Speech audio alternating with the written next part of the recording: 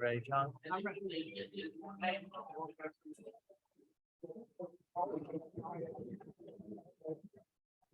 Welcome, fellow Kiwanians and guests. Thank you for being here today. My name is Clark Goodman.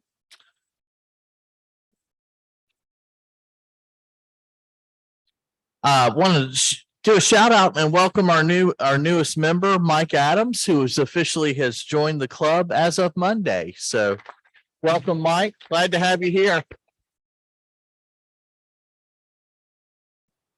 Our invocation today is going to be led by Wendy Mellentine.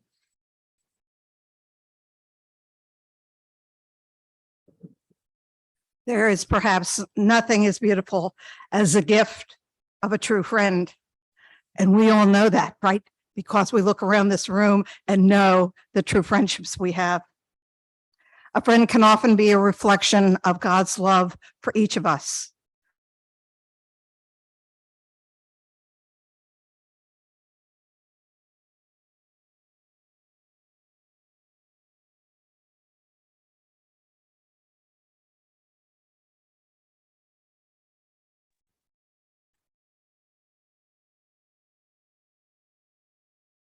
And I ask that you reach out to a friend that you haven't seen for a while, get together if possible, or just spend some time catching up over the phone, which I will do on Sunday when my best friend from high school turns 75 and she now lives in Seattle. Thanks. Thank you, Wendy. Our song leader today is Bill Bestbitch. So one of the blessings that we have is our freedom, and we take it for granted much too easily. And I think we're going to hear today about some people who have lost their freedom. So let's think of them and pray for freedom and sing "My Country, 'Tis of Thee."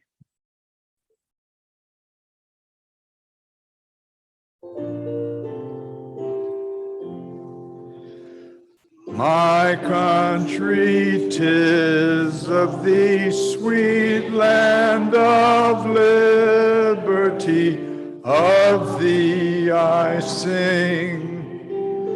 Land where my fathers died, land of the pilgrim's pride, from every mountainside, let freedom ring. Thank you. Our pledge leader today is Betsy Bohannon. If everyone would join me in the pledge, please. I pledge allegiance to the flag of the United States of America and to the republic for which it stands, one nation under God, indivisible, with liberty and justice for all.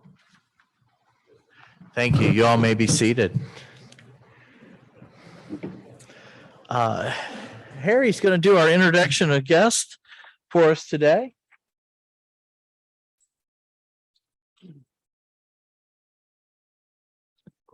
Hello, I'm Harry Zuloff. I would like to welcome 3 guests today, and if they would stand along with their host when I call their name. Keely Lancaster with Surf Pro in good old Clark here. Nick Hagan of Hagan Law, and Stephanie is his host, and Molly Pugh of Spicer Olin. And David Perry is her host. So I would welcome all of you. Hope that you consider joining our club permanently. And let's give them a nice round of applause.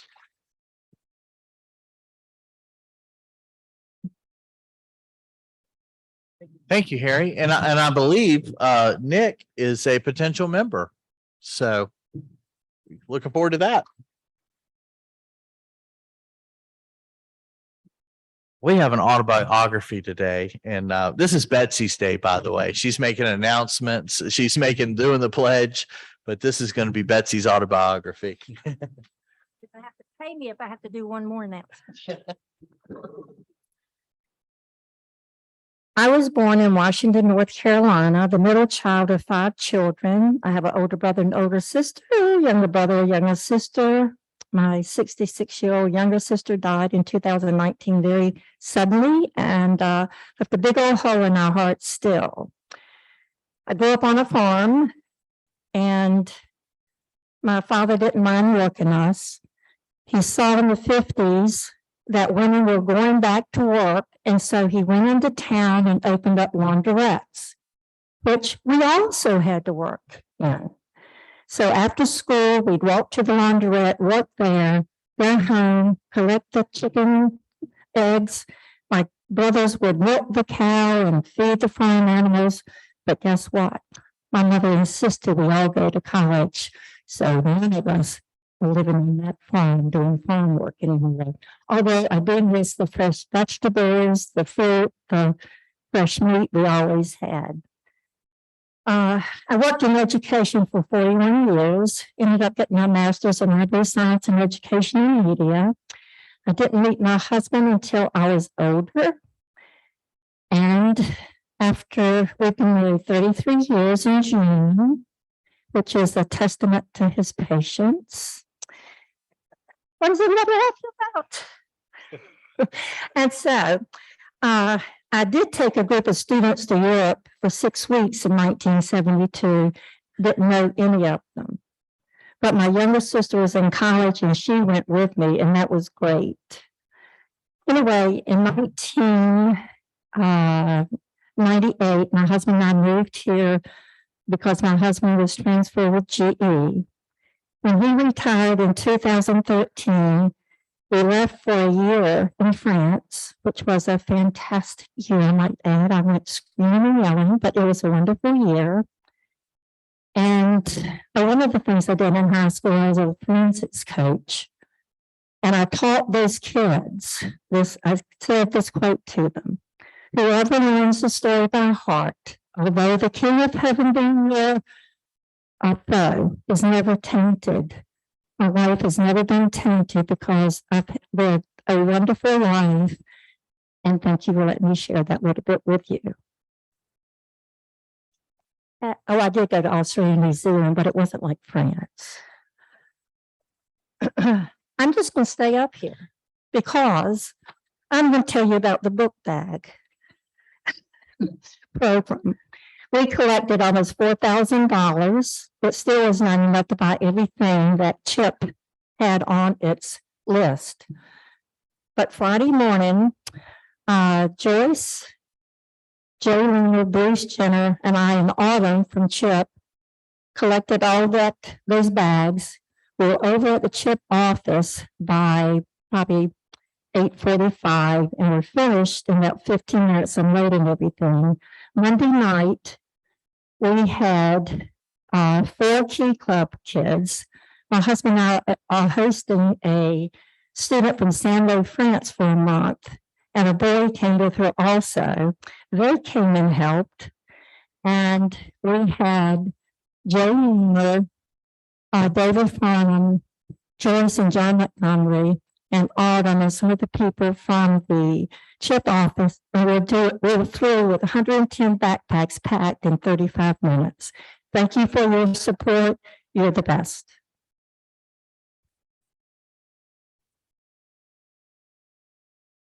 Well, it looks like we have moved into announcements. Thank you for that, Betsy. Do you want to talk about the Mill Mountain Star, Sherry?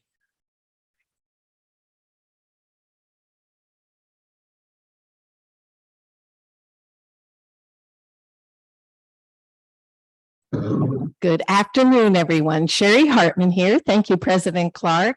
So there'll be a lot of sparkling going on Friday morning up at the top of Mill Mountain. And if you want to be close to the action, please come and join us at 10 o'clock. We have a very special ceremony planned where we will be honoring Dr. Brenda Hale, who's been, I think it's 9 terms she's served as president of the NAACP. she's such an icon of our community. I think it's so appropriate that our club is actually sponsoring this star to dedicate it to her. And Eric Danielson, I don't know if he's here, created this great plaque in her honor. Okay, so thank you, Eric, for a great plaque that's going to be unveiled during the ceremony. The theme is that diversity, equity, and inclusion is patriotic. It's a patriotic theme. So if you can, don your red, white, and blue and come and join us at the Star. It'll be a great ceremony. Brenda has quite a following, so you'll get to see a lot of Roanoke there up at the Star. Friday, the 12th, Roanoke Star at 10 a.m. So hope to see you there. Also, we have lots of volunteer opportunities. On your table is a flyer about one of them, our Kiwanis Nature Park that we have envisioned. We've seen actually the vision of it at one of our meetings to occur as we work on it for the next several years. The aim of that Kiwanis Nature Park is watershed improvement. I mean, it aligns with Blue Ridge Land Conservancy, so many of the environmentally oriented organizations in our community. And we're going to step up to the plate in a big way to impact watershed improvement. One of the things that we include in this project are the creek cleanups and the street cleanups in order to improve water quality. So come in, roll up your sleeves and join a number of organizations. Actually, on August 27th, we'll have this cleanup at Melrose Avenue. We're going to meet at Goodwill at the youth headquarters is where the lead organization wants us to convene. And that's at 10 a.m. on August 27th. And be on the lookout for Decca Knight, who's leading the way with us. So take a note of the information here. There's a couple of email addresses you can let me know, or Decca Knight, or hopefully both of us, if you would copy me on it, we'll be prepared with all of the relevant materials. And we also need at our garden, we have our inaugural wildflower garden flourishing this summer, thanks to so many volunteers. And we do need more. We've got Bruce Swanson lined up. Don Witt's week is this week. We've got, he's gotten some rain cooperation. Is a lucky guy. Joe Lemmer has signed up, but I do have several weeks where I need more volunteer help. So if you'd like to connect with nature directly and help us at the garden, we would love your help. Thank you so much. I believe Wendy has a couple of announcements for us.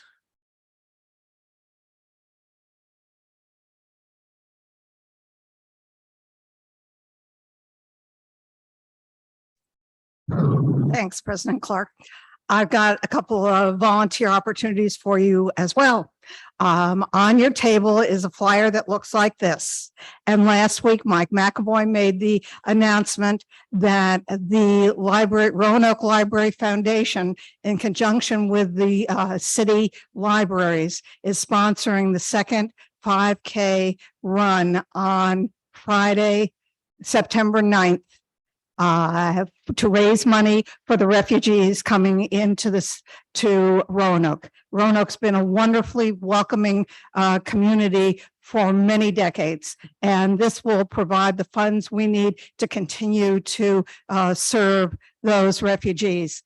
There is information on the website, in the newsletter, on how to do the registration is online. You don't have to do it here, but if you can't walk or run, but you have grandchildren or children who would like to do it, there's a 1K run at the same time, and you can take them and go do it, or you can choose to volunteer. They still need 4 more volunteers to man the water stations.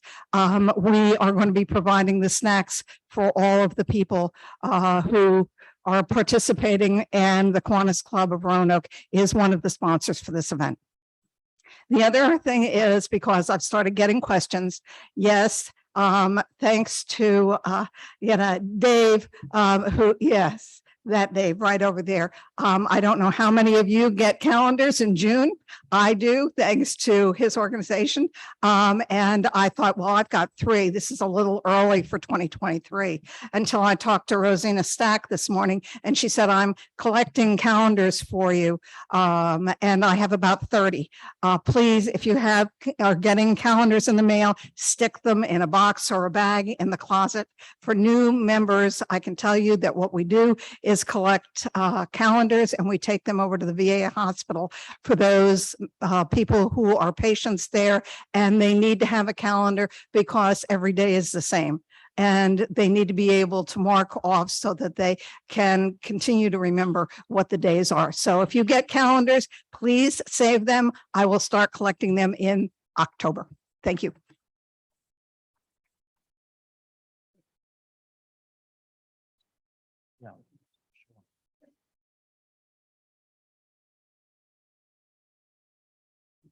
Good afternoon, everyone. I'm John Montgomery, Secretary of the club, and pinch hitting for a couple of people that had announcements to make.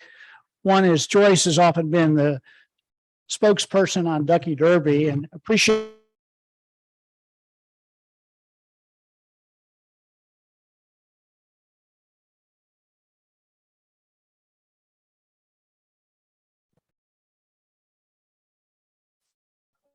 Roanoke has been a good supporter of that annual event where we turn in tickets for a drawing. The primary reason for doing it is to raise money for the foundation, which awards grants annually to 9 in the past hospitals, soon to be 11 hospitals now that West Virginia has been added to our district, the capital district. Roanoke has raised as much as $1,000 of the $14,000 that was raised through the Ducky Derby last year. This year, we haven't quite reached 1,000, and it's sort of on the borderline of where we'll end up. We're in the 700, 750 range. Joyce and Donna Lynch sat out there today and got some of your money to enter in the competition.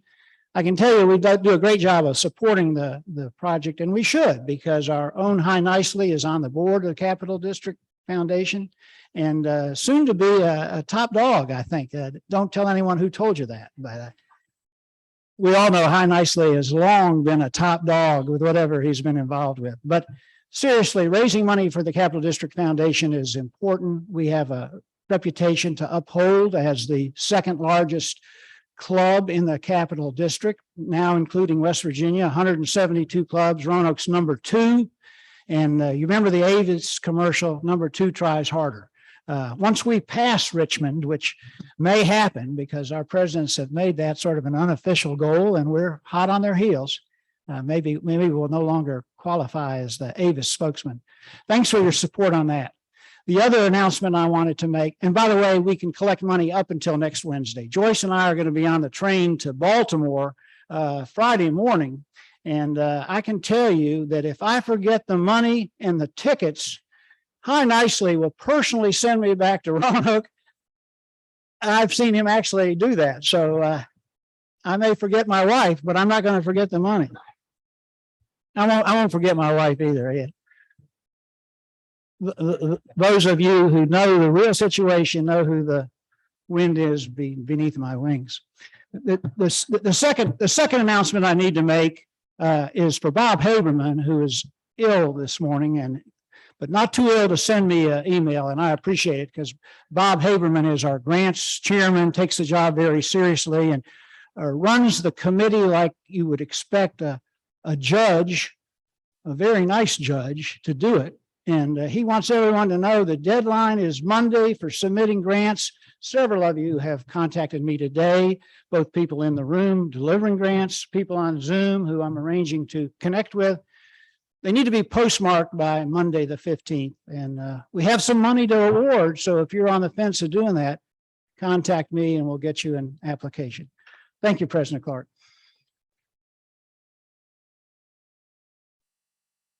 I have an announcement to make.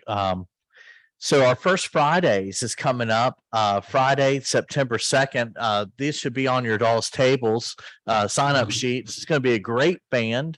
The Kings are going to be playing. And we've had a few Kiwanians sign up. We had a great turnout when we did it last time. love to have some more of you guys sign up, just so we can have a cushion, just in case people don't come. So it's a lot of fun. I did it last time, had a great time, but just asking for First Friday signups. We'd love to have you. And again, money goes back to our club for that. So appreciate that. I think Emily wanted to announce the bocce tournament.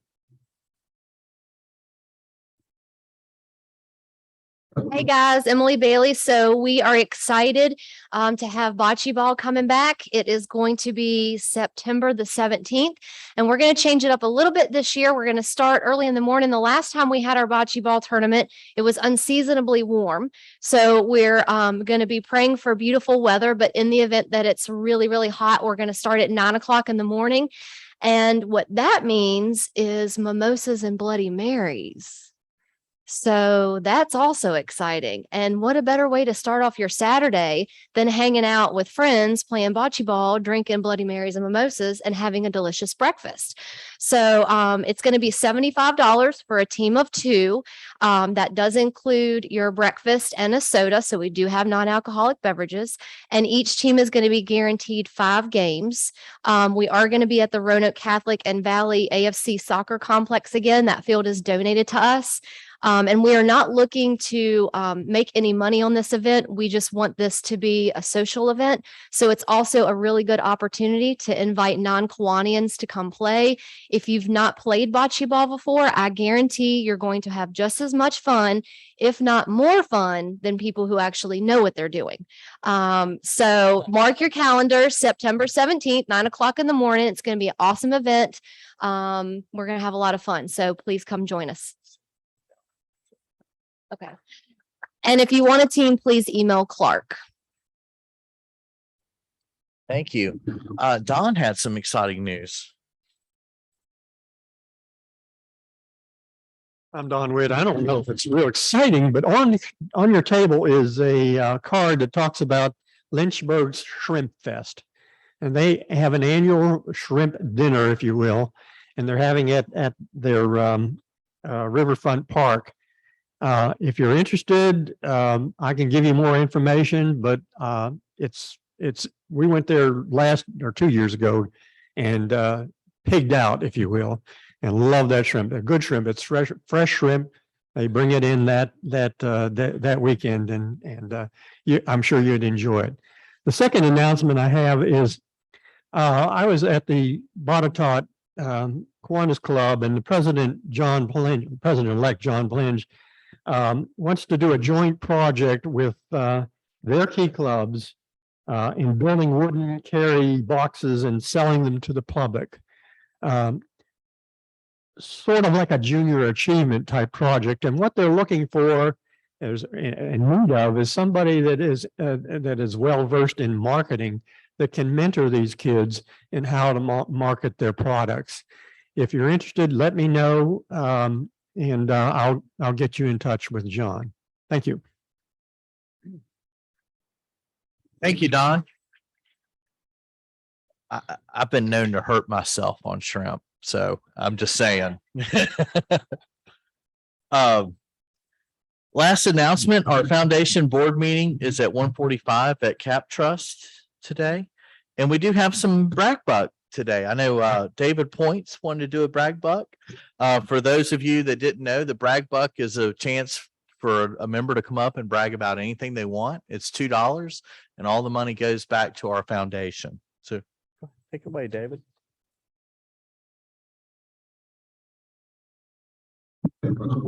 President, thank you. You're welcome. Just briefly, I have to thank the technician, if he's on Zoom, Dr. Rupert Cutler, Cass Tech, Detroit, Michigan, former Mayor David Bowers.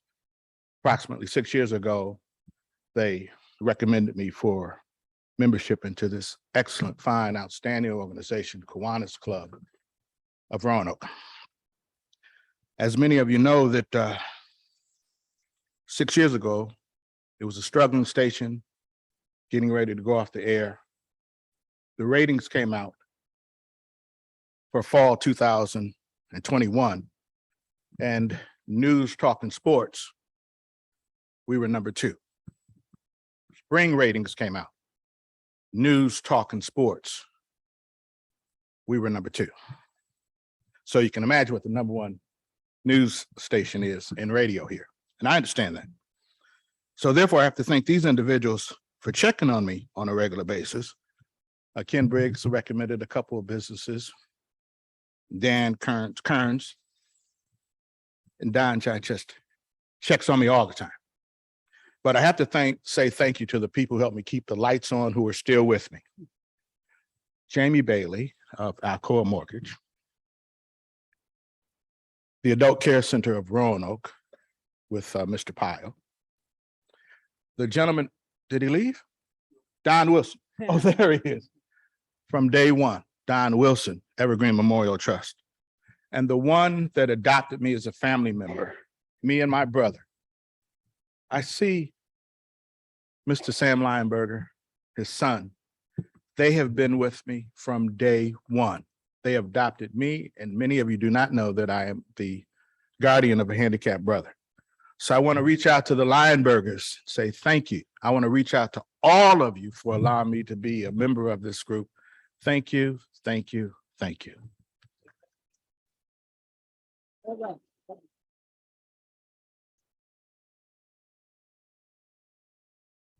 Don, there's your marketing guy for that project.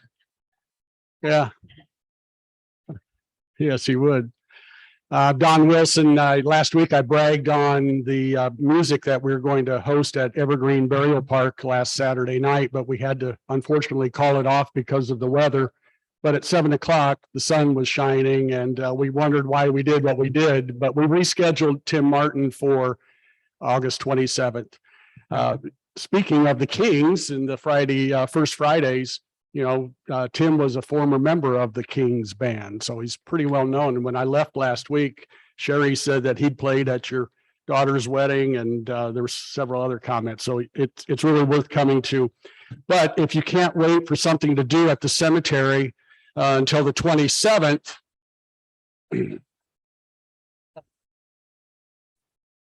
we have some deer that need a new home, but honestly, and we have yoga this Saturday morning at 9 a.m. It's going to be led by Bonnie Branch. This is something we've done a couple of times. We've had 18 people show up at the cemetery and talk about a peaceful place on a Saturday morning at 9 o'clock to do yoga, breathing exercises, some stretching, some things that I've never done, some contortions that I've been in that I was able to get out of and get up. So men and women, please come 9 o'clock. It's a free event this Saturday at Evergreen. Thanks.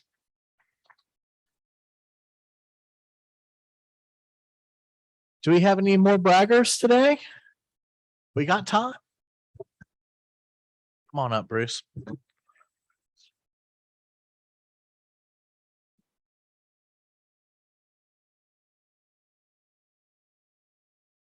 Well, good afternoon.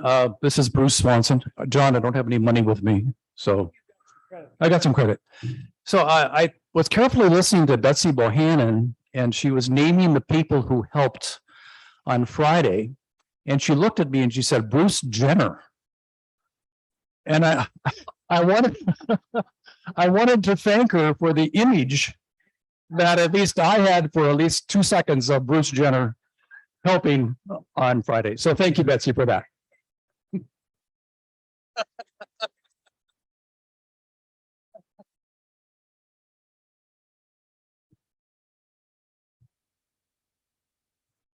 All right.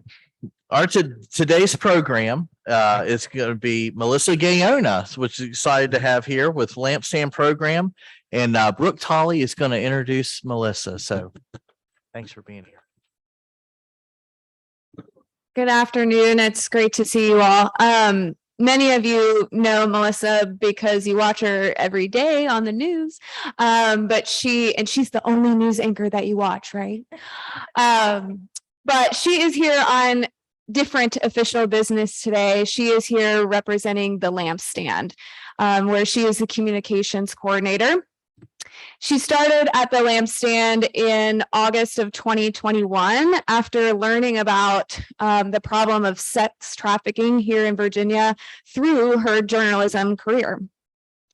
She's a veteran of the United States Army and a recent graduate from Liberty University, where she earned her master's degree. She's also a wife and a mother, and her greatest title is Child of the King. Please welcome Melissa Gayona.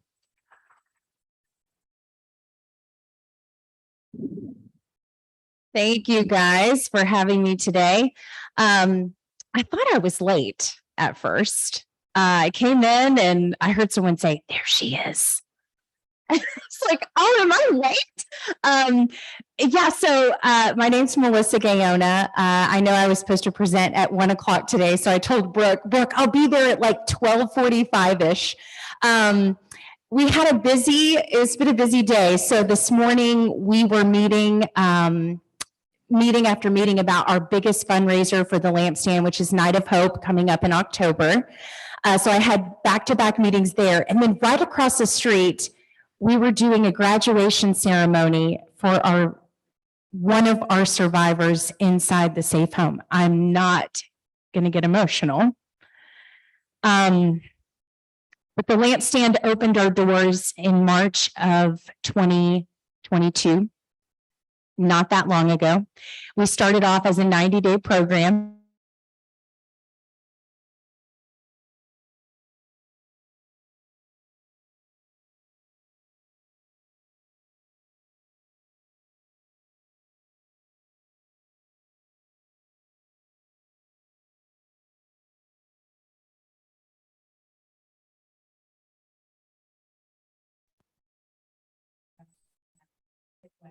Amazing.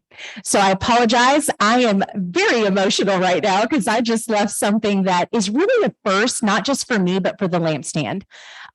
This was our first graduate. So this is very new, but also very real. And that's why I'm here to talk to you today about who we are and what we do and why this service is needed right here in the Roanoke Valley. So my presentation, I apologize, but I have to give my friend over there in the corner kind of a heads up to turn the page each time. So I apologize for that. But while he's getting my presentation pulled up, again, we are the lampstand. And some people will often say, "I've never heard of the lampstand."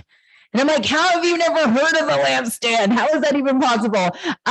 So yes, we are, I do not read slides verbatim, so I apologize. I'm just going to talk off the cuff here. But does anybody know Straight Street? You guys know Straight Street, right? Been around, Keith Farmer since 1994 in the Roanoke Valley. We have been serving vulnerable youth since day one. And so that is really the heart of the ministry of what we do. So we started, think of Straight Street as the umbrella. FBI basically approached Keith in 2013, I apologize, with a 14-year-old girl who was being sex trafficked in Virginia. There was nowhere for her to go that night.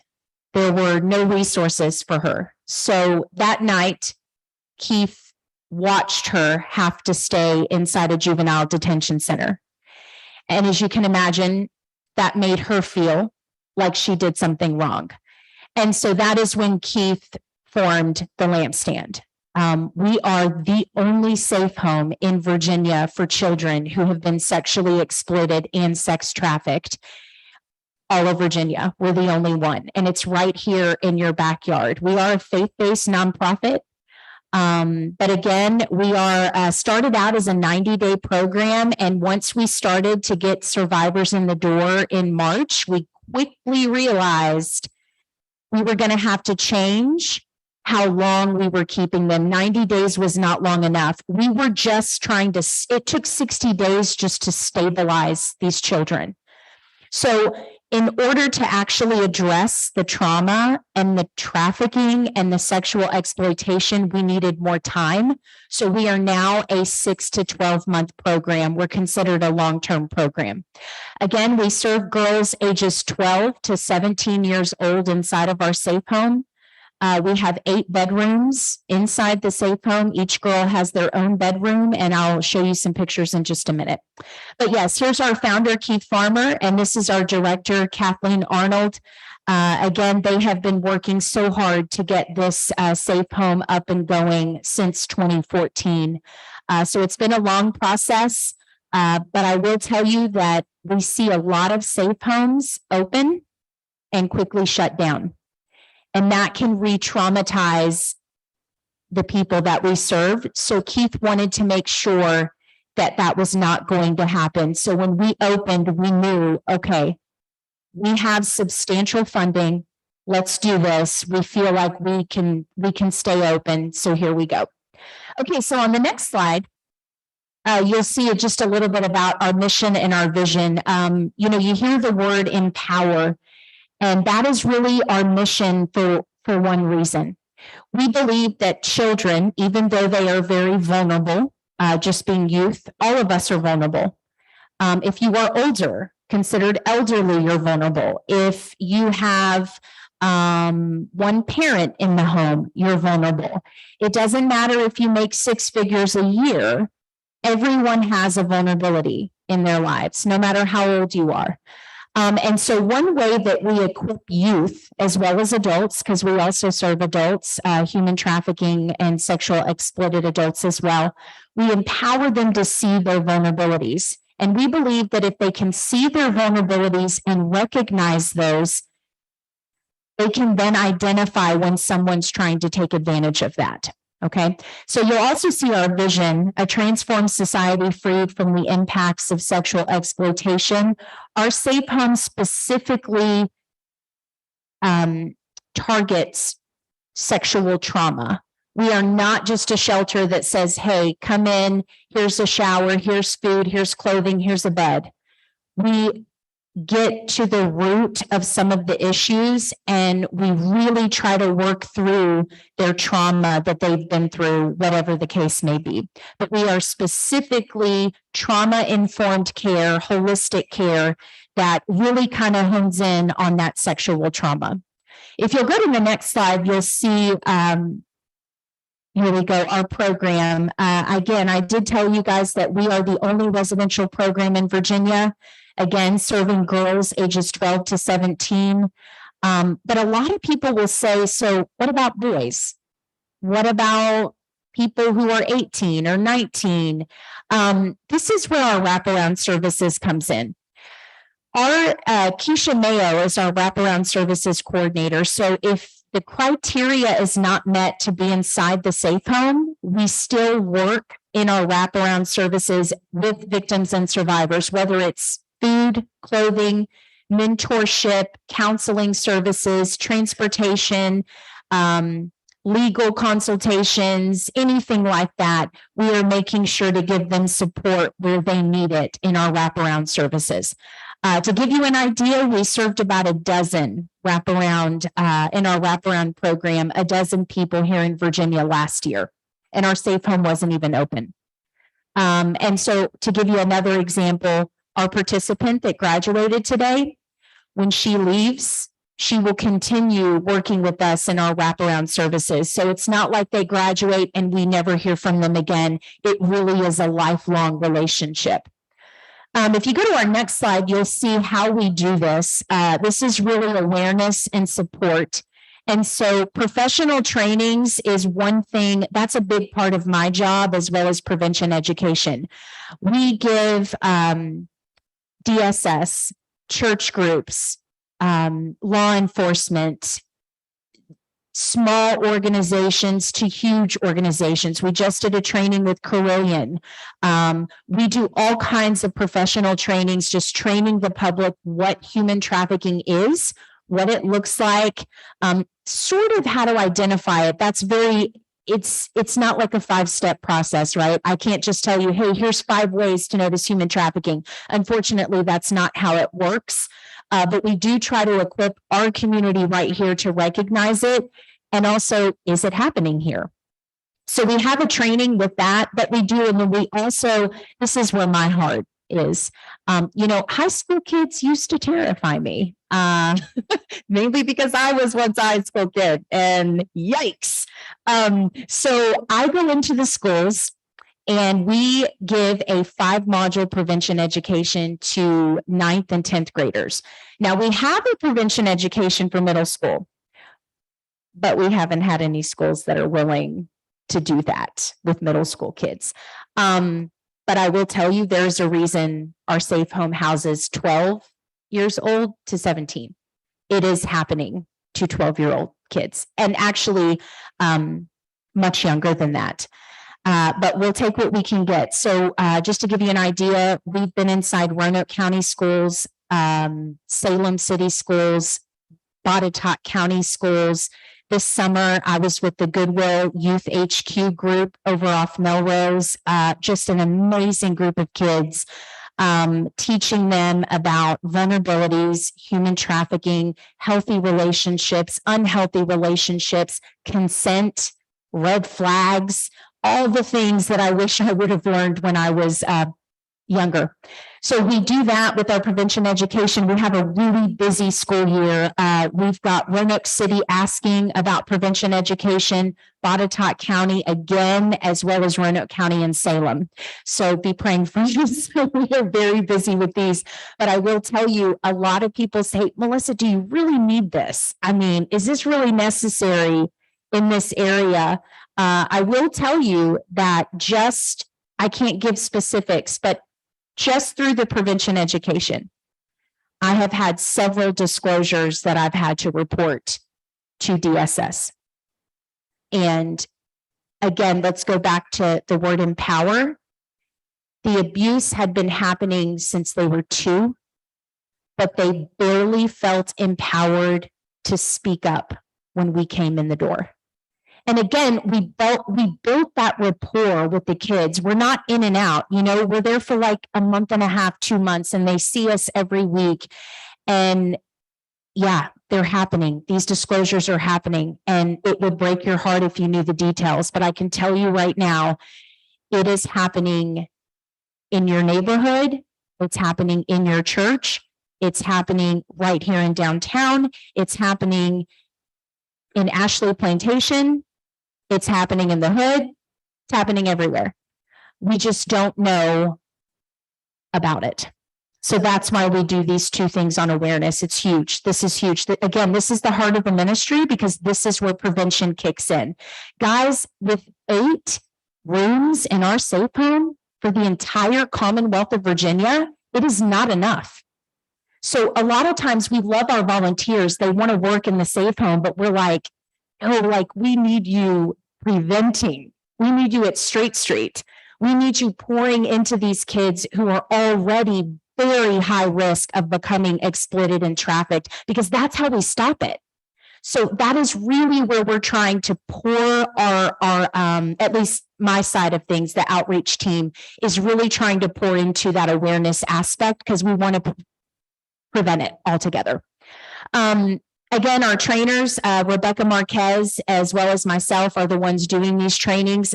We do have a retired police officer possibly coming on with us to start doing these trainings inside the schools, mainly because I think having a man is important. We have a lot of women volunteers, and that's great, but we need more men that come alongside of us, and these kids see men talking about these things as well. And then if you go to the next slide, you'll see just some of our achievements. Since 2019, we've reached over 2,000 students with our prevention education right here in the Roanoke Valley. We have trained over 3,500 adults with our human trafficking just since 2019 with our human trafficking training. And then again, those disclosures I just told you about, kids are getting help. Kids are getting resources. Kids are speaking out about what's happening inside of their homes. So we've been able to come alongside of those children and assist them. And then also, again, we witnessed survivors graduate from the Lampstand program. The next slide is going to give you some actual pictures inside the safe home. I will tell you that we do not take photos of our survivors or victims because that's re-exploiting them. So These are pictures of the safe home, but the children are volunteer models that we had come in and do these. But these are pictures of our staff as well as inside the safe home. You'll see the classroom. This is where survivors are going to continue their education. And then our huge living room, very colorful and youthful and playful. And this is just where, goodness, I've gone in at 9 o'clock at night sometimes, and they're in there having a dance off or playing a game or Uno, so it's really cool to see our staff working with survivors inside here. And then our boutique, this is exciting. We get so many clothing donations. We don't take used anything. And it's not because we're too good or we're stuck up or anything like that. We love used, but the population that we work with has already been given the least of the least, right? And so we're trying to really, our program, we want to be different. We want it to be something that is very unique and really shows them how cherished they are. And they are worth more than hand-me-downs. So our boutique houses, okay, so we had someone donate like a she shed, right? And we're like, what are we going to do with this? I mean, are we going to make it like a shed? What are we going to do with this? And so somebody came up with the idea to make it a boutique because y'all know we like to go shopping. Okay. So girls inside the safe home can earn points, and they can earn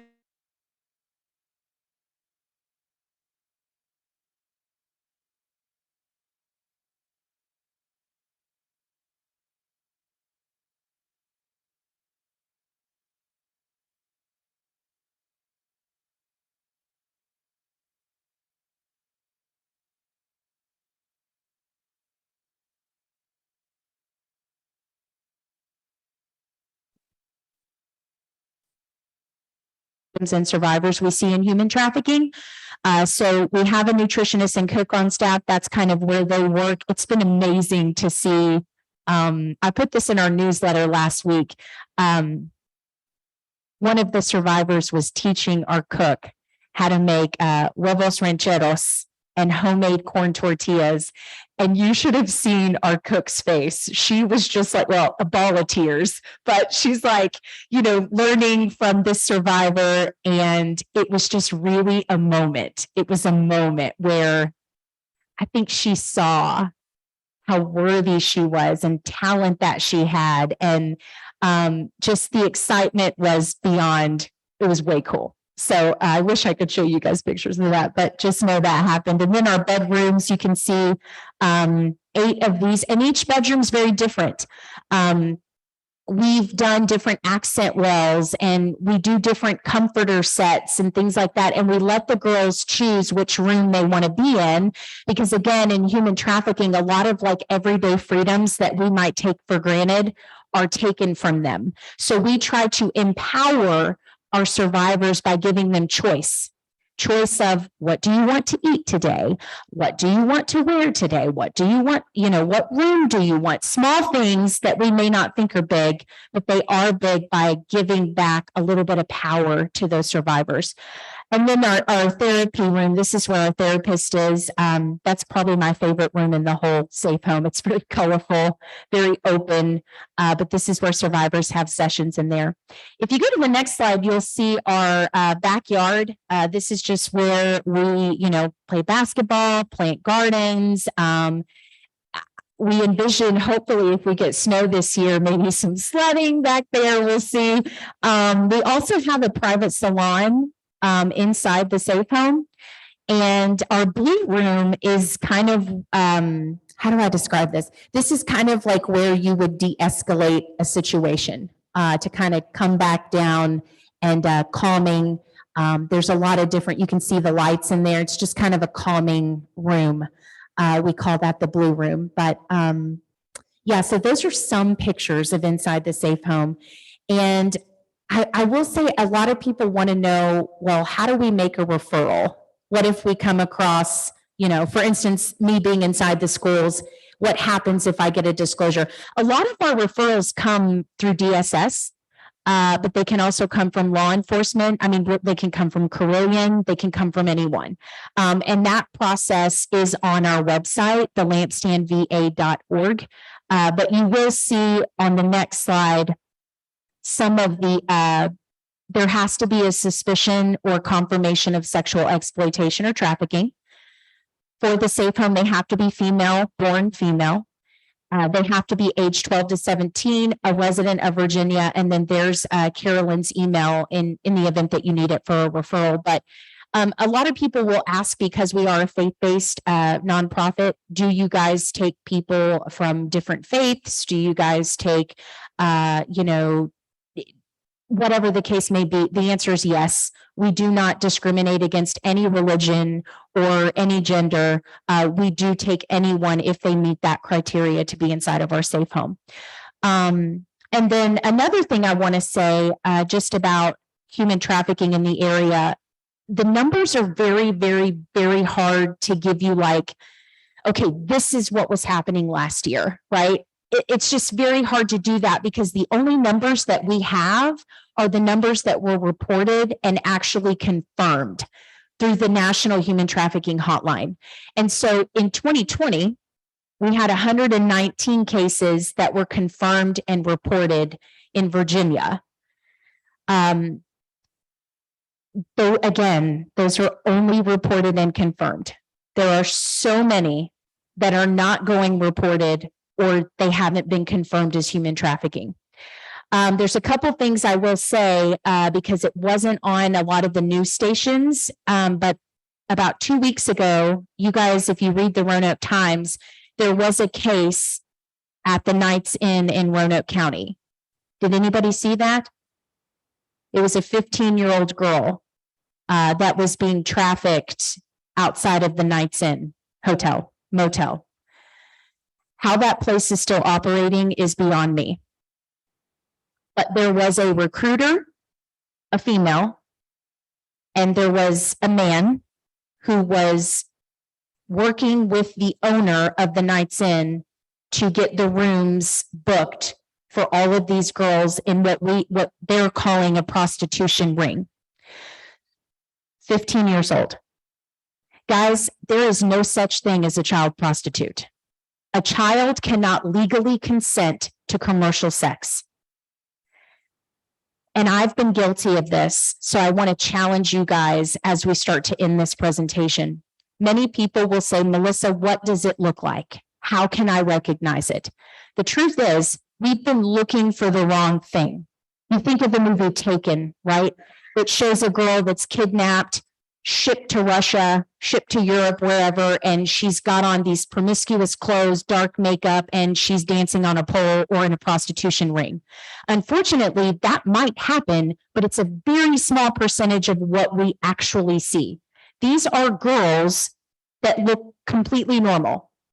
So all this time, we've been looking for this promiscuous, people say, oh, she looks like a prostitute. That's what we've been looking for, and that's why we've missed the mark.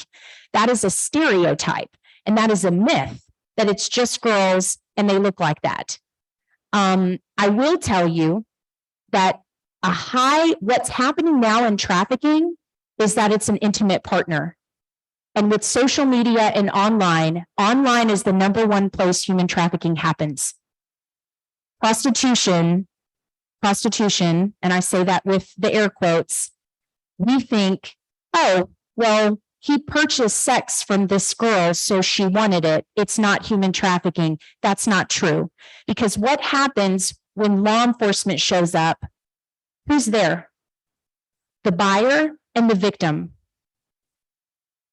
The trafficker's never present. But we don't see that. Instead, we place our judgment on who we think is a prostitute. We're calling that 15-year-old girl a prostitute. But we don't see the trafficking that's happening behind closed doors because the trafficker's rarely present. I will tell you that our first local federal prosecuted case was in Salem, Virginia in 2016. Virginia was the last state to criminalize human trafficking. We did not make it illegal until the year 2015.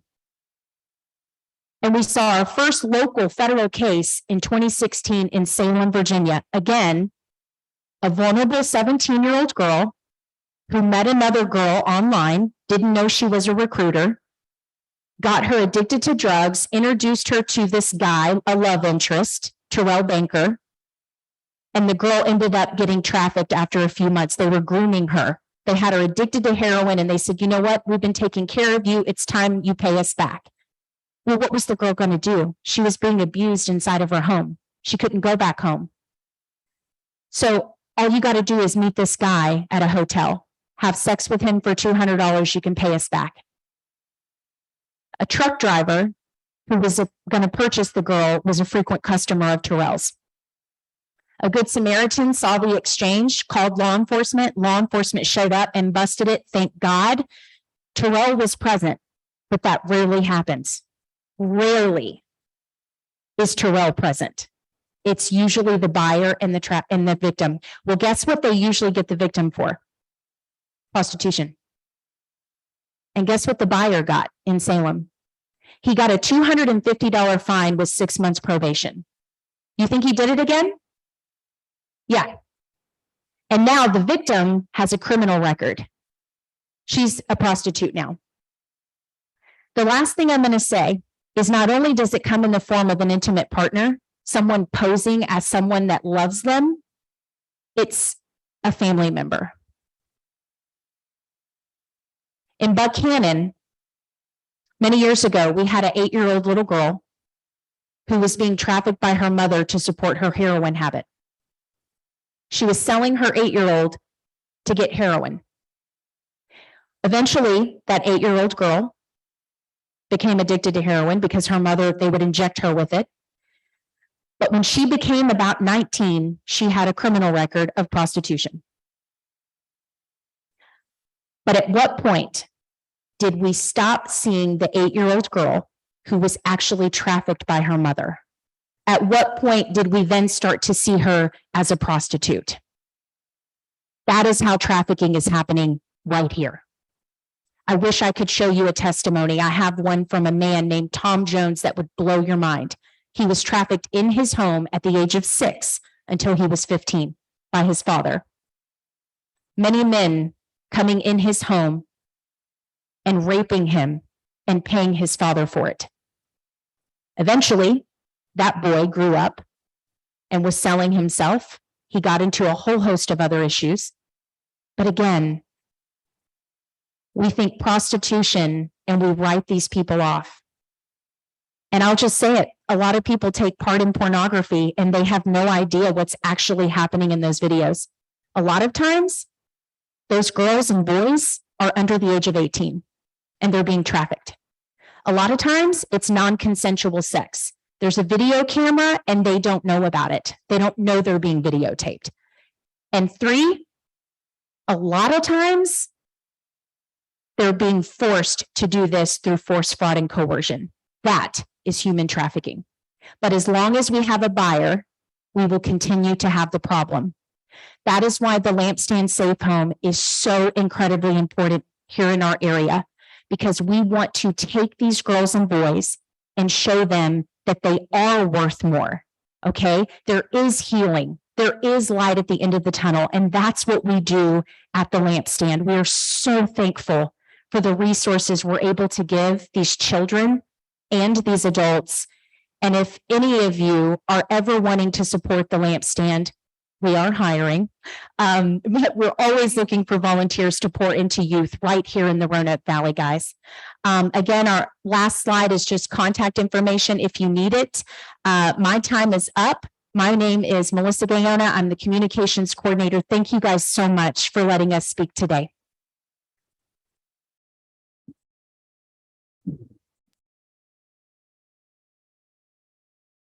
Thank you so much for being here, Melissa. We give a speaker honorarium and we have given to the Lampstand. So thank you. Absolutely. And thank you for speaking with us today.